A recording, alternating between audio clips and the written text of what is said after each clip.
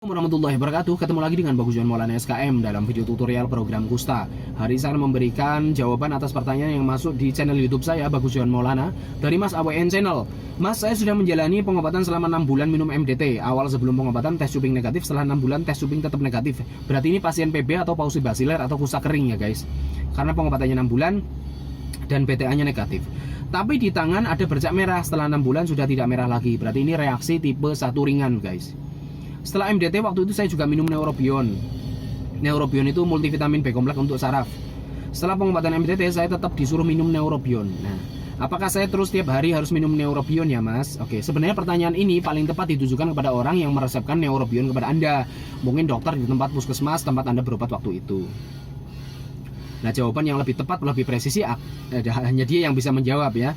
Tetapi saya hanya bisa menjelaskan tentang beberapa kemungkinan seseorang memberikan Neurobion kepada Anda itu karena apa motifnya. Yang pertama, bisa jadi karena reaksi ringan yang waktu itu Anda hadapi. Jadi Anda kan mengalami stadium reaksi, yaitu bercaknya memerah, sedang meradang. Bisa jadi orang memberikan Neurobion untuk memberikan proteksi kepada sel saraf Anda biar tidak terjadi kerusakan fungsi saraf, biar reaksinya tidak menjadi reaksi berat gitu.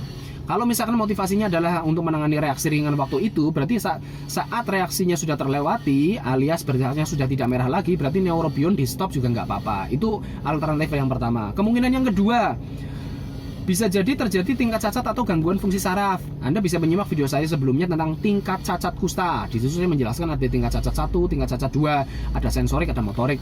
Nah, misalkan siapa tahu nih Anda terjadi tingkat cacat tapi Anda belum cerita kepada saya.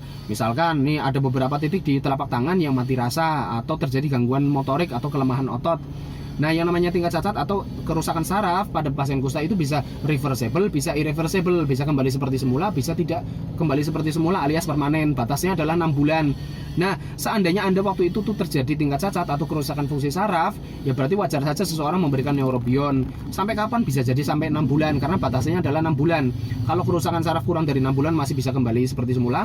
Kalau kerusakannya lebih dari 6 bulan, itu berarti bersifat permanen. Nah, itu.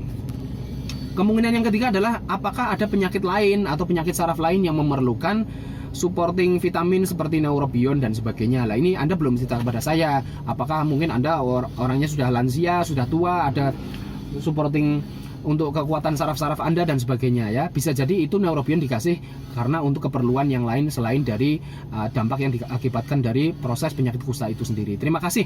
Lebih tepatnya Anda menanyakan kepada orang yang memberikan Neurobion kepada Anda. Assalamualaikum warahmatullahi wabarakatuh.